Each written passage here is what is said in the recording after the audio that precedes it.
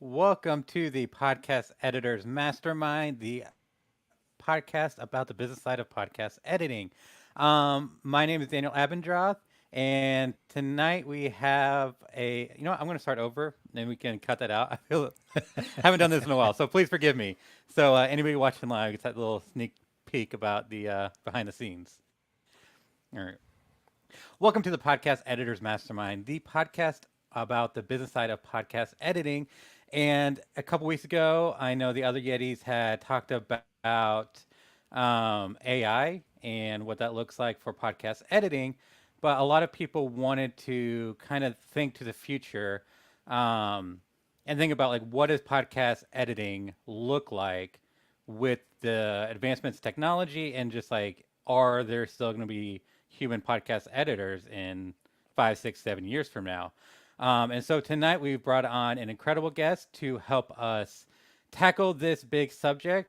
So first off, I'm Daniel Abendroth. You can find me at rothmedia.audio, my fellow Yeti here tonight. Brian Ensminger. You can find me at toptieraudio.com. And Daniel, are you going to do? Yeah. Okay. So our guest tonight, as soon as we thought of the subject, like this is the one person that popped in my head, like this is somebody who I want to talk to about this subject. Jessie McEwen is a lifelong lover of music, got lost in music and heard details many people never paid attention to. I feel like I can relate to that. Just anytime I watch TV nowadays, like I'm always hearing like all the unheard sounds that most people don't hear. But this led to a passion for guitar, sound design, and audio engineering. Jesse has spent the last 20 years working in his home studio, honing his music, audio engineering, and mixing skills. At Tansy Aster Audio, he's responsible for podcast production, engineering, and editing, running audio on shoots, and audio post production. At Tansy Aster Academy, he helps editors develop their audio and business skills. Outside of work, he loves hiking, mountain biking, berry picking, and geeking out on music trivia. And it's those business skills that really show up in like the podcast editors club. And somebody who just always stood out to me in podcasting circles who, um, when it comes to business things, like Jesse always one that has like this really incredible insight. And so I couldn't think of anybody else better to talk about this subject. So Jesse, thank you so much for joining us tonight. Thanks for inviting me to talk about this topic. Yeah, absolutely. All right. So, hello, Andrea. Thank you so Hey, much for joining Andrea. in. Thank you, everybody here, the early crowd. So, shall we get right into it? What does podcast editing look like in a few years? And are we going to have jobs or do we need to start looking at something else? Did I say 30 years? I don't know. I think we're like talking like 2030 anyway. Yeah. So um, go ahead. No, I was gonna say like we're gonna break it down into like what does the dystopic future look like, as well as like what does the utopic future look like.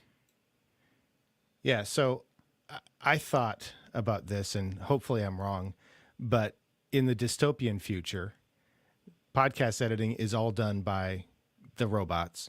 And my job as a podcast editor going forward will be to walk into McDonald's and talk to the customers about why the robot messed up the order that was actually user error and try and smooth things over so that the robots can stay focused on it. And all I will do is say, "Are you sure you don't want fries with that?" But that's like they're going to take my job away. So I'll back off of that one and let you guys share like what are some of the fears that you think might, or the negative things that might happen for us. You're muted, Jesse. Sorry about that, but I think that along what you were saying, that the bleak future version of this is where all we're doing is babysitting the process. And for someone like me, I love the audio work. I love the mixing part. If I can't participate in that, it's losing most of what I enjoy doing the job. So that's my biggest concern is that with all of the AI, it's going to get to a point where we just hit record, push a few buttons, it cleans up the audio, it trims out all the filler words, without the issues that other sites currently struggle with. And that's the process. People come to us to kind of babysit and fix the mistakes.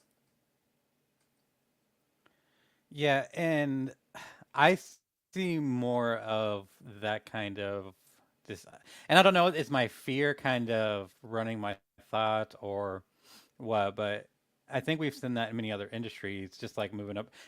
So, like Brian, your description of like like going to McDonald's and like talking to the people about like user error makes me think of like Willy Wonka and the Chocolate Factory, um, when his dad like loses his job to the robot that can screw on the toothpaste caps. But then he gets hired back to fix those machines.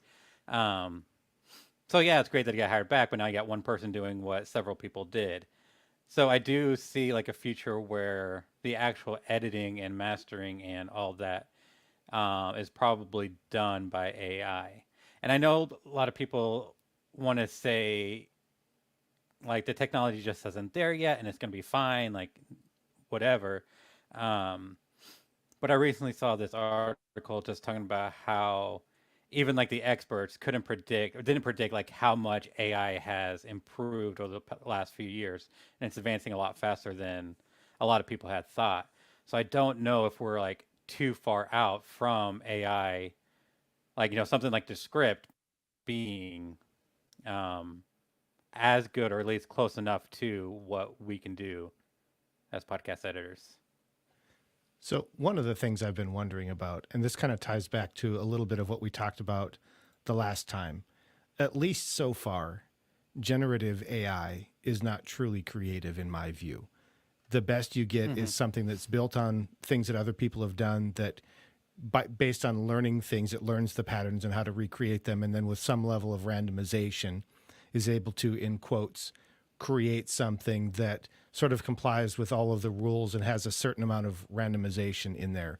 What are you the thoughts of you guys as far as whether or not that will get to a place where it truly can be creative and deliver something that's truly unique, not just based on something that was done before? I'm sure it might get there in that far off future, but just look at what ChatGPT has done. A year ago, AI writing was not usable. Now, all of a sudden, if you know how to use it and really coach it and work with the prompts, you can get some very usable stuff that you don't have to tweak. I think with audio, we're always moving closer to that. We can probably do an entire mix entirely with no skill at this point. Between stuff like Sonable plugins, Hindenburg auto level stuff, we have loudness normalization. Even without using Studio Sound or Adobe Enhanced Speech, we can get pretty solid results without really knowing much of what we're doing. Yeah, and so like my kind of question to that is the current tools out there, because I think Alphonic is also has come pretty far as like cleanup and as Mm-hmm. far as like the sound quality. So currently technology can't match what a good engineer can do, but doesn't need to. Like in a world where Zoom is kind of the standard, is it gonna? Are we at a point where like Studio Sound and Alphonic and like these other tools are good enough? That's there's actually a really good article. It was in Wired, I think 2009, talking about the good enough revolution. And if you read that article, it could have been written today. It's talking about how people don't care about high production value. Trying to chase that is probably a losing endeavor when people want quick, they want convenient. Look at most music is listened to in lossy formats now. There's all kinds of everywhere we look, we can see that high production value isn't what most people value. There's always going to be the the people and companies that do want that because they understand top quality audio is going to help them stand out. But the average listener just they can't hear the difference. So I'm going to kind of piggyback on that because I'm wondering if that's I hate to use it this way, but I wonder if that's the separation between the pros and I hesitate to use the word amateur because amateurs can be really good and really care about what they do. But I have a hard time believing that a company like iHeart would fund a project that's going to put out Zoom quality audio. Now, I don't listen to any of their shows, so maybe I'm wrong. But I suspect there's always going to be a market for the people that do care, and that those shows, because the creators care, will probably be the ones that rise to the top. I don't know. What are you guys' thoughts on that? Look at movies. How many of them are done almost entirely on green screen now instead of actually filming it? We can look at That's fair. Yeah. kind of technology across the board. It changes how things are done. And companies will look at the financial outlay for getting results. So is it going to be worth hiring someone who's going to do all of the manual work that's going to cost them a fortune when they can hire someone who can oversee the process, use a lot more AI technology or whatever tools are available to them to do it a lot more efficiently and quickly? Mm-hmm. Yeah, and I want to bring up Andrea's comment. For decently recorded audio side by side, most people I play for will prefer the human mixed version, but on its own, they don't mind the alphonic. And kind of to that point, yeah, you're going to get better quality, and people notice like human versus, or like, somebody who um, really knows what they're doing versus somebody who just kind of is doing the bare minimum, or, using studio sound. Side by side, yeah, you're going to hear the difference, but you're not listening to things side by side and comparing them. You're just listening to the audio, and we don't have something to compare it to. Like, you don't really notice, the average person doesn't really notice like any of the like imperfections. And so if good enough, if we got to the point where it's like good enough, yeah, like is it going to be worth for, I guess, like for most podcasters who are paying for an editor, um, I could definitely see like the justification of saving money on hiring an editor when they can get something good enough that most of their listeners aren't going to bat an eye at. Yeah, and I think maybe there's some value in separating out the different parts of it, right? So if I think about the strip silence type function, that's something that probably an AI could do pretty easily if it was trained well. I think editing for story might be something that an AI tool might struggle with a little bit more. Mixing and mastering, that might get there as well. But I do wonder if an AI tool would even struggle with some of the technical editing, like cutting out the ums or whatever parts of that, even if we don't think about story editing, if it would struggle with things like pacing and does that cut actually sound good? Because even as a person doing that, it took me a long time to figure out how to figure out which ones can come out and which ones have to stay because it's part of the conversation. It actually matters, or this one can come out, but the pacing's not right. Because I will occasionally send my clients a note and say, hey, like this one sounds like it could come out. So you'll notice it when you listen, but when I pulled it out, it just didn't sound right, or it changed the timbre of the conversation or something like that. That to me feels like something that would be really hard to train a tool to do. I don't know though. I think it's tough because AI can't listen. So a really good example I use is you can know how to cut on the zero axis Mm-hmm. or zero crossing. You can know how to make perfect cuts. But if you can't hear what you're doing, you might cut off an and which is a clean cut, perfect cut. but you've got enough of that room reverb on the D that, or Mm-hmm. the something along those lines, where you Mm-hmm. can still hear a bit of the reverb from the first word, so you can't really cut that out without it calling attention to itself. Until AI can actually hear and kind of determine those types of things, I don't see it completely replacing us. It's still going to need somebody to kind of pilot it and QC. I would agree Yeah, with and that. that's Sorry, Daniel. Go ahead. no, yeah, and that's kind of where I think in the interim is kind of the next step in the process for like post production is like the initial, like a lot of people do that right now with the script, like they run it through the script, take out the ums, and then they manually go in and fix what the script did, as well as like do their own pasting or whatever. I think I was like, if we're looking at 2030, I could definitely see in the next 7 years AI with enough training could be able to replicate, like understanding like the pacing, be able to detect like those words that just can't be cut. But I think in the interim, probably the next step is something along the lines of AI first and then human cleanup.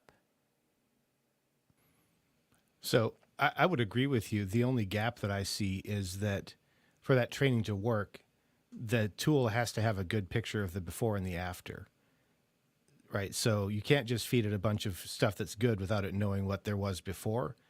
And so a tool like Descript is going to have to come a long way in terms of usability so that they can get a good picture of the after. Because if all they get are people that just accept the cuts and then they go off and fix it in something else like Hindenburg or Reaper, then Descript is never going to get better at that. There's never going to be any training from the masses because that tool is just seeing, well, everybody accepted my cuts. I guess we're fine. Hmm. You I don't wish I want the knew. masses training AI. No, you don't. That was going to be the next thing. Okay. But to kind of Go ahead.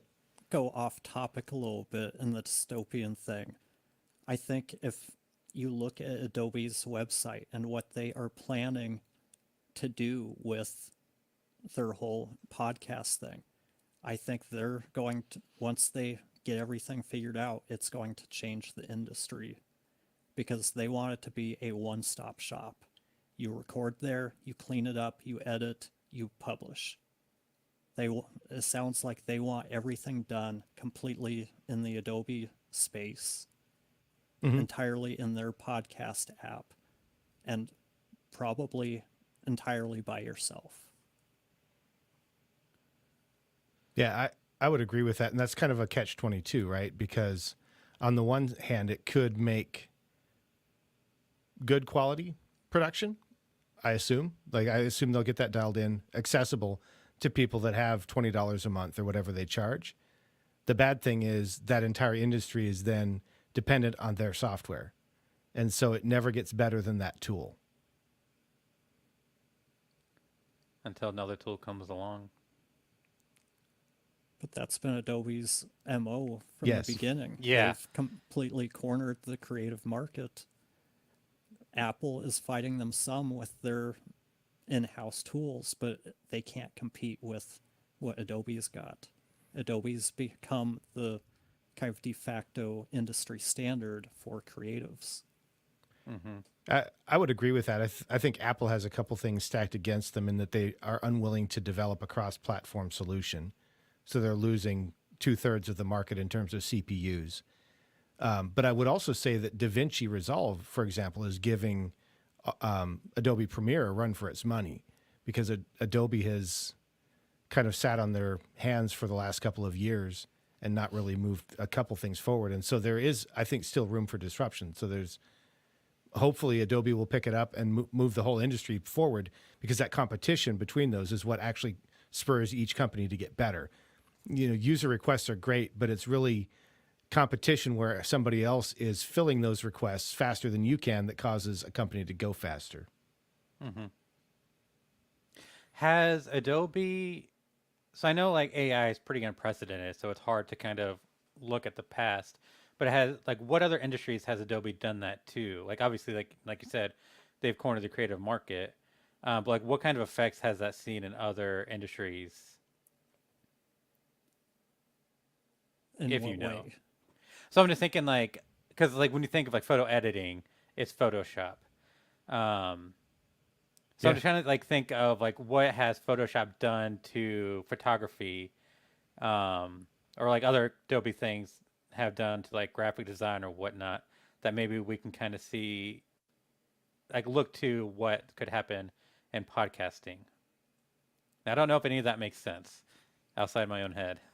I can't answer that in terms of Adobe, Mm-hmm. but one place I have seen something very similar is in like web design.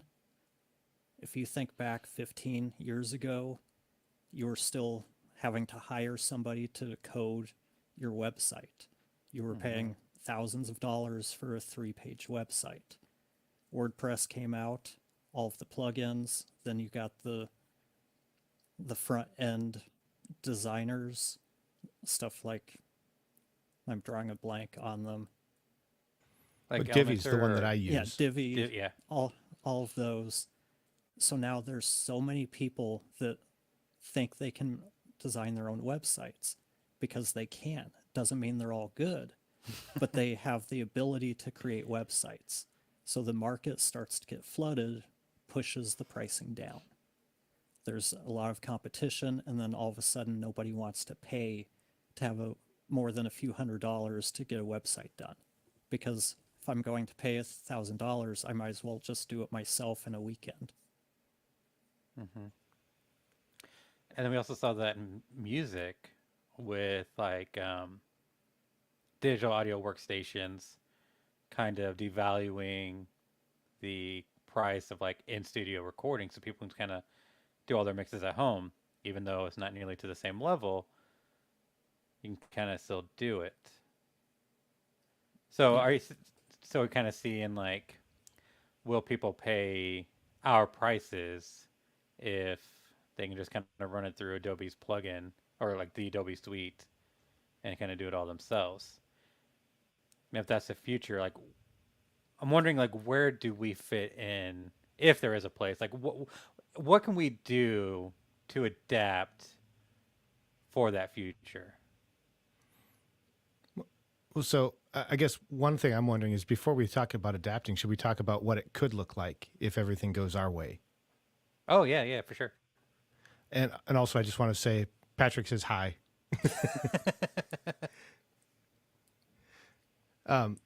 So I spent a lot of time thinking about what I would like the future to look like, and so I wanted to share a little bit of that before we get too stuck on how wrong things could go.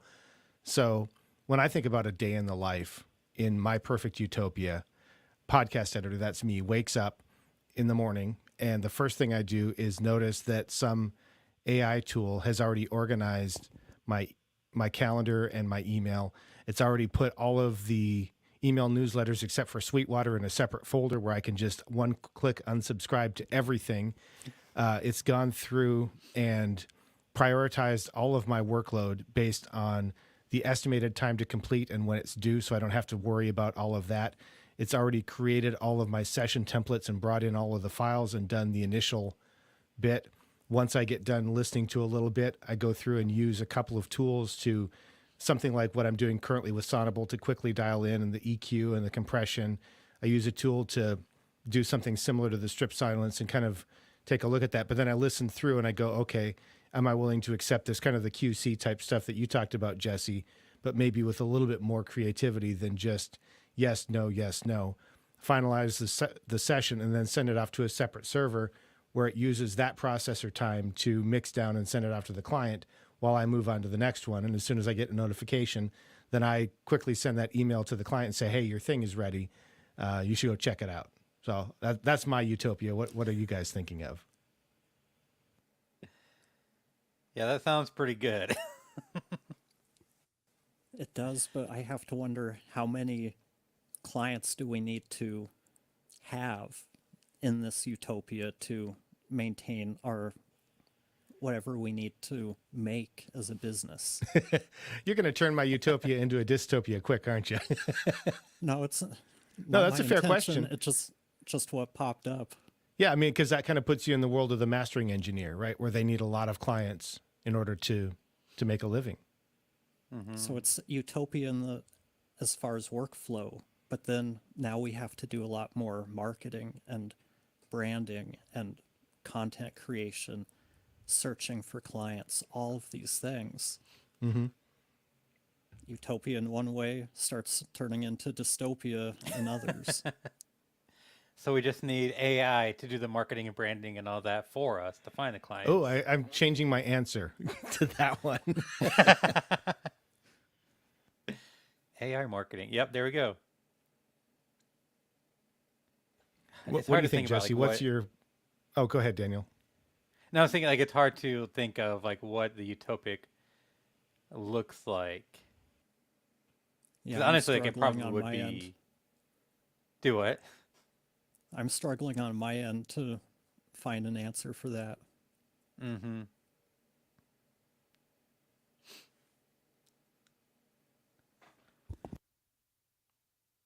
Yeah, I'm a blank on that.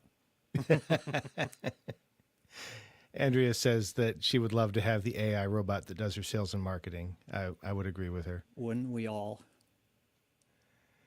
And Steve says he would miss the art of the post production process. Sometimes his clients want them to put stuff in. He can to make him laugh or sorry, he want them to occasionally do that, and he can see an AI doing everything but that. I think that's fair. That could be like another utopic to where, um, maybe not utopic for Jesse who enjoys it, but kind of the cleanup and some like the EQing, um, AI taking care of that, and then we kind of focus on maybe like the more fun aspects, narrative, pacing, adding in the sound effects, and kind of being a little more creative with um, creating the show. I guess my answer would be kind of tying in with where Daniel was going, and that's in adapting. Mm-hmm. I guess in my utopia, I move away from interview based shows and more into narrative, more creative type shows that are going to be more difficult for AI to replace because, Hmm. like you were saying, Brian, Mm-hmm. AI struggles with that creative element. It's not going to understand storytelling and how to reinforce the story with sound the way that we do. Yeah. One other thing from my utopia that I forgot to share is that I have a second monitor up, and all that does is show all of the streaming satoshis coming through from all the podcasts that are podcast 2.0 enabled that are getting those value streams and those boosts, and I'm getting a little tiny split off of every one of those. Which, by the way, if you're watching the show or listening and you want to help support the show, we do offer that. If you're using a new podcast app and you want to stream to us, we do allow that. We have a little split set up. Three of us, whenever we get Carrie's wallet, we'll get her set up too. But that's a fun thing that I would love to see, because then I know that my work is being received by people. I'm not just doing it and sending it off to a client. So Like Jesse, that. your point was well taken, right? Moving toward that more narrative style. What other things are you thinking of in terms of adapting? In terms of adapting, I go back to this thing called idea of jumping the curve, which is focusing less on, let me check my notes real quick to get this right, to define ourselves more by the value that we provide our clients as opposed to what we do for them. Mm. And that's thinking about the big picture, not getting tied into, I'm a podcast editor, that's what I do, that's all I'm going to be able to do. Because if we paint ourselves into that box, it's going to be hard to adapt. If you do like SWOT charts as part of your business, the opportunities and threats are the big thing to really kind of pay attention to. Opportunities for people like us, a lot of us have started moving into video work. That's one of the easy ones. We can start looking at moving into podcast management. There's a huge content creation market out there outside of just podcasts. If we start to look at that as a bigger market, now we have more clients. We can look at more ways of using our existing skill set or find kind of related skill sets that we could easily pick up to kind of move in new directions. Yeah, that's fair, and that's actually you mentioned the video editing. That's one of the things that I'm considering picking up. It's not currently my skill set, but there's not a ton of difference in terms of the actual editing, especially if you're doing an interview. Now, in terms of putting together a production, like if you're going to do a much more creative style edit, there's a lot more that goes into it, because then you're choosing B-roll clips and all that kind of stuff as well, and that's beyond my current ability. But one of the things that I'm thinking about doing is starting a show, just me, so that I can learn how to do it, right? So that I'm not learning on a client's dime how to do the editing, but at the same time doing it in context. You're already doing video editing, right? I am. And anybody that can edit audio, you can edit video. The concepts are fairly similar, but everything you're doing, you're going to cut to the audio anyway. The video is just kind of something that's attached there. And anybody that watches video creators that know what they're doing, they'll all talk about how audio is the most important part. And you can really edit the video without even seeing it, because you're just cutting the audio up. You'll want to obviously see the video to do your morph cuts and stuff like that, but anybody that can edit audio well, video is going to be a piece of cake to pick up. Now, for me, I find that with a little bit of video editing that I've done, I feel like I'm much slower with video editing. Is that your experience as well? A little bit, just because I'm still learning my workflow, but I think once anybody figures out a workflow with like multicam editing, you create the clip, and then it's real quick to go through and just switch up the camera angles. So I'll do like an hour-long video. I'm not doing any kind of content editing except for maybe transitions. So I'll be in and out of the video in probably an hour, and then I'll do the cleanup for the audio and Hindenburg. So maybe an hour and a half to 2 hours. Okay. Cool. Patrick says that he thinks video is the natural transition as well. I would tend to agree with that. Daniel, what are your thoughts as far as setting yourself up for the future? Yeah, I think video is the easy one, but I think it still kind of puts us in the risk of quickly being outdated.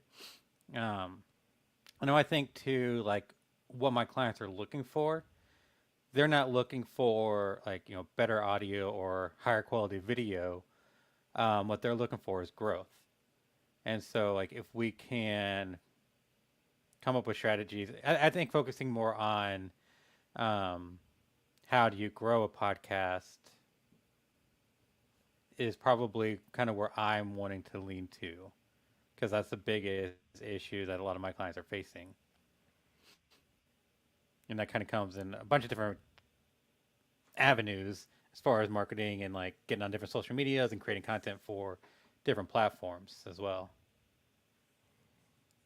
Yeah, and I think that goes back to looking outside of just the podcasting space.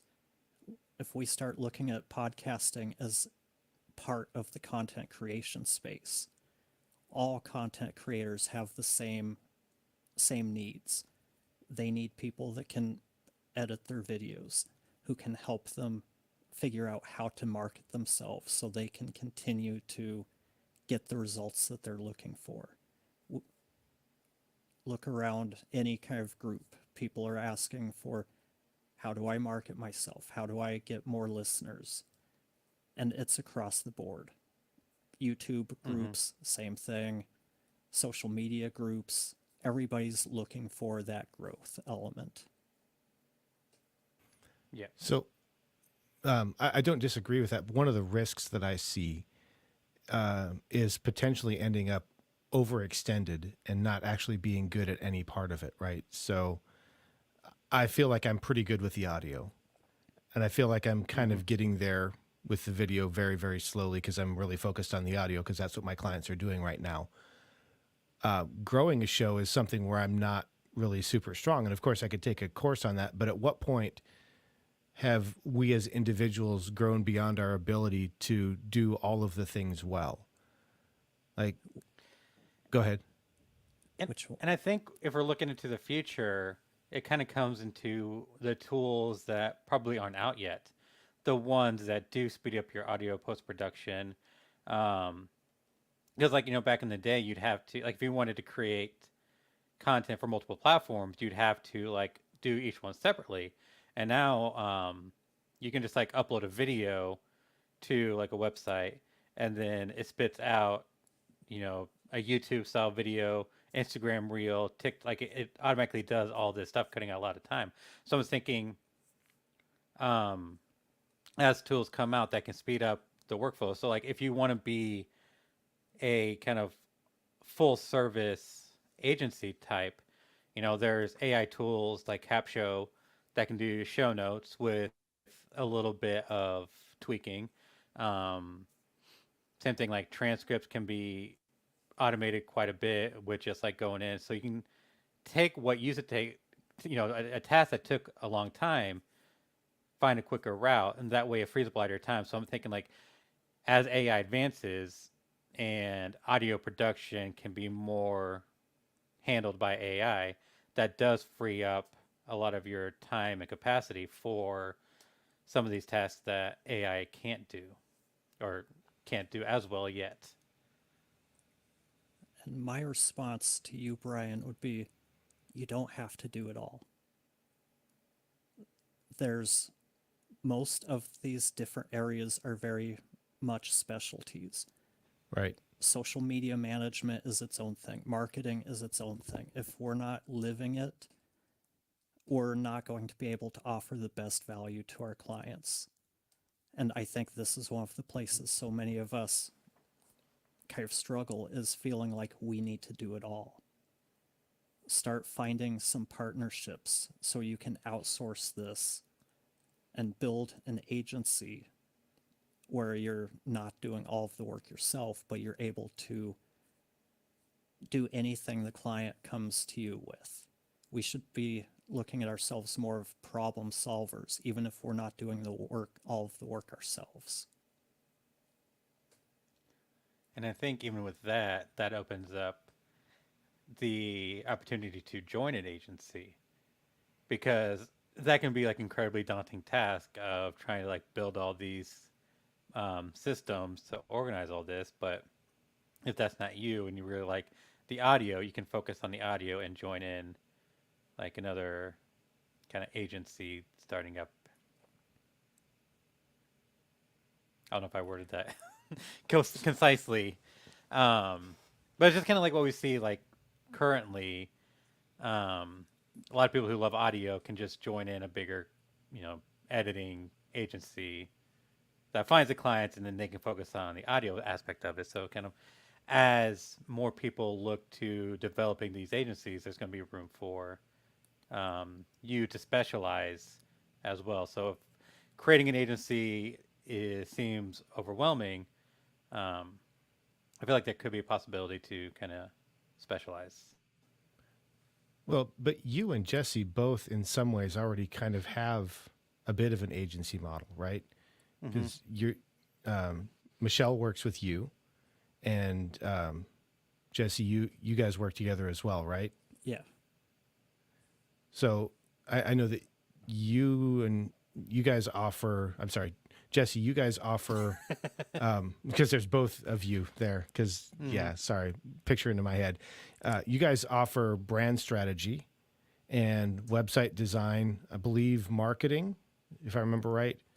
We've dropped web design because Oh, okay. of what I was saying. We're not in it enough to Okay. really be able to offer huge value. There's so many moving parts, but yeah, we do brand strategy, marketing, kind of growth strategies, if you want to call it that, as well as audio and video production. Right. And you do post production. You think you don't do location sound, but you do on location recording, right? If I needed to, yes. Yeah. And then Daniel, you guys also offer Do you do brand strategy, or do you just do the marketing and management and that kind of stuff? We do a little bit whenever they launch, but not really like ongoing. Okay. And then you also have a fairly regular communication cycle with your clients to help keep them on track and to support them. So in a Hmm. lot of ways, I feel like the odd man out here because I'm the one with that doesn't have that marketing side on my business. I do offer some management services, and I've got a little bit of that outsourced. I've been trying to build toward an agency, and I've actually taken a couple steps back this year, as a couple of clients had backed off, and some of the contractors I was working with needed their bandwidth back. But that's the challenge, right? To find the right people to work with, especially if you're performing, at least in your own mind, at a very high level. To bring other people in and to trust them with a part of the process is a challenge. Have you guys had to work through any parts of that? Not myself, but I'm working with one person who has found herself in a situation where she needed to take on some help because she hadn't had a day off in years and was Mm. working insane hours. And she brought on she's brought on a couple of editors. The first one didn't really work out. The second one she brought in has a lot of skill, but it comes from radio, but he's still not where she wants in terms of like post production in general. Like RX, EQ are things he's struggling with. So I've been working with him on how to kind of develop those skills. So he's delivering results more in line with what she's looking for because she doesn't want right now she feels like she has to do all of the mixing elements to keep up the standard of quality that she wants for her company because he doesn't have the skills to do that. So right now he's just being utilized for like first pass editing. That's kind of the same situation I found myself in, where I was doing the repair, let them do the edit, and then I would come back and do the mix and master myself, um, because plugins are different, right? And it's a whole thing if you stop using stock plugins and start using things like Sonable that help you deliver results, but they don't have the same set of templates that you have. Not really the reason that I've kind of trimmed my team down, or has been trimmed down for me, but still a consideration because that's a big deal. Especially if you've got kind of, I don't want to say a sound, but if your clients have come to expect something, you can't just start substituting in something else and have them not notice. Exactly. Yeah, and as for me, it's kind of a similar situation. Like the places that I want to get help with are ones that I have a hard time trusting. 'Cause, like with show notes transcripts, like that is not my strength. I don't mind um, outsourcing that, but it's like when it comes to like the scheduling and kind of those final steps, it's really hard for me to let that go. Because I feel like my clients have a lot of trust in me to make sure it gets done. Um, and so I struggle with like having somebody else take over that. Yeah, in some ways, I wish that I had not started with a joy and a love for the medium and just started with a desire to build a team and make some money because then I wouldn't feel quite as attached to the results. Mm. But yeah, there's a lot of pride, I think, and maybe that's my issue is that there's a lot of pride that goes with that, and it's hard to give that up and to put it on the line. But I guess that's the next step, right? Being I able to think do that. I think that's the biggest struggle is letting go of that control. When we Hmm. are used to doing all of the work ourselves, we control everything except for obviously the recordings. So when we bring somebody in, we're having to give up some of that control and just accept that they aren't me. They have their own way that they edit, and trying to make them sound like me is going to probably lead to more frustration than it's worth. Hmm. And that's the same thing our clients may struggle with if they've edited their own show and then they bring us in, right? Will this person make it sound the way I did? Well, no. Hopefully we'll make it sound better, but that's subjective. Yeah. But also, just I got to did ask. remember. Go ahead. that we also remember like that pride, or however you want to think about it, is kind of a Arrogance. strength. Because I mean, I feel like pride has a negative connotation. I don't want to um, lean into that, but it's just like the fact that you care so much shows like whenever you are able to let it go, you're not going. It's going to be a great product at the end because you're not going to just throw your hands up and kind of be done. It's like hope for the best.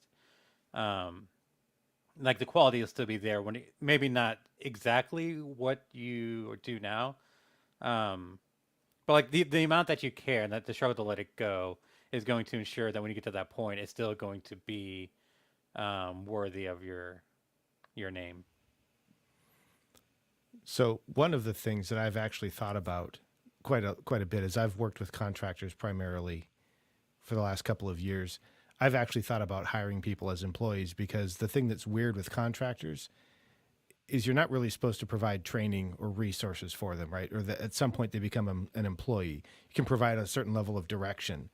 And I feel like, in order to, there's a tension between what I can afford and the results that I want to get, right? And so part of me wants to be able to get somebody who's maybe not quite as advanced and help skill them up so that I can get them at a slightly reduced rate. But I don't feel like I can do that with a contractor because I shouldn't be providing that training. That's my view. I've kind of taken this off the rails. Somebody reel me back in. I can't really reel you back in because that is something I think there needs to be more talk about, because I think about half the states now have ABC laws as far as determining contractors versus employees, supplying software, making them use specific software, just hiring podcast editors when you run a podcast editing business. These things can really quickly push you from contractor to employee.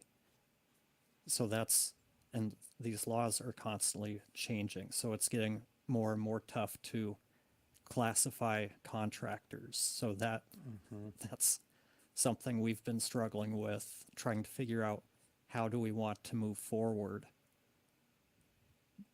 especially with when you have to start considering what state do these people live in? What are the laws there? Right. Don't want to take it too far off the rails, but No, there's but there's some thought that needs to go there. so for me, what I've tried to do is make sure that I focus on people that actually have a business, right? So that I can write a contract with their business.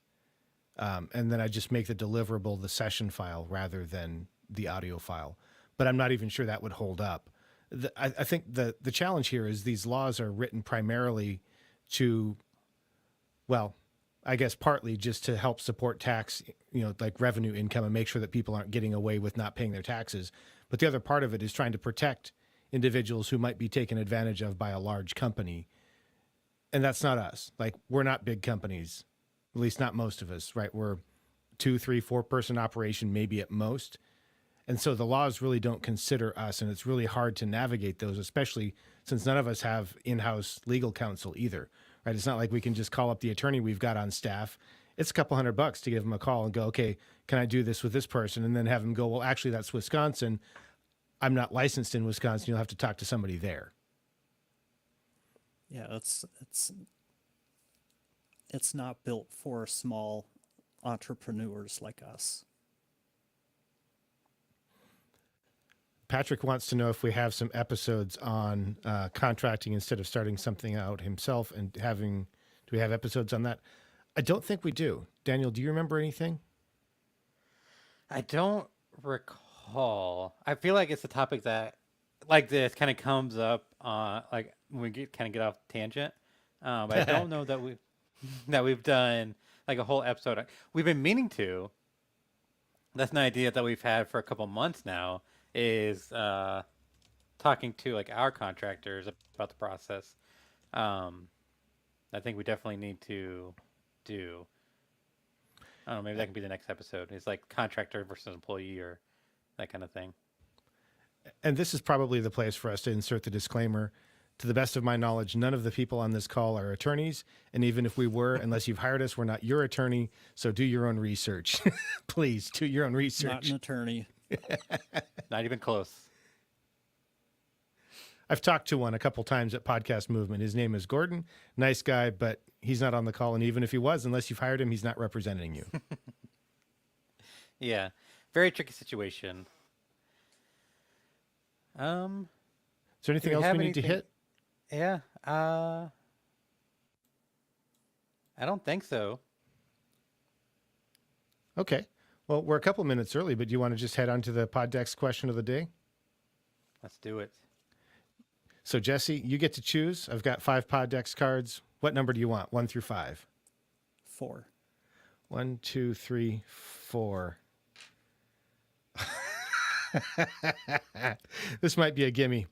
If you had to teach a class on one thing, what would you teach? For those of you in the chat, you're also allowed to answer that if you're listening later on the episode. Our website doesn't have chat anymore. Sorry about that. So you'll have to just email us, at Podcast Editors Mastermind. If you had to teach a class on one thing, what would you teach? I've been talking. Do either of you have an answer? Give me a second. Yeah. I feel like the obvious answer would be something podcasting related. I don't know. It'd probably be like video game related because that's my big hobby. Nice. So I would probably teach something around it would be podcast related, but it would probably be something around the 3 things that you need to consider before you hit record. And it would probably be something like the room is way more important than you think. Focus there first, then think about the microphone and where you put it. And also turn off your air conditioner if it's really, really loud.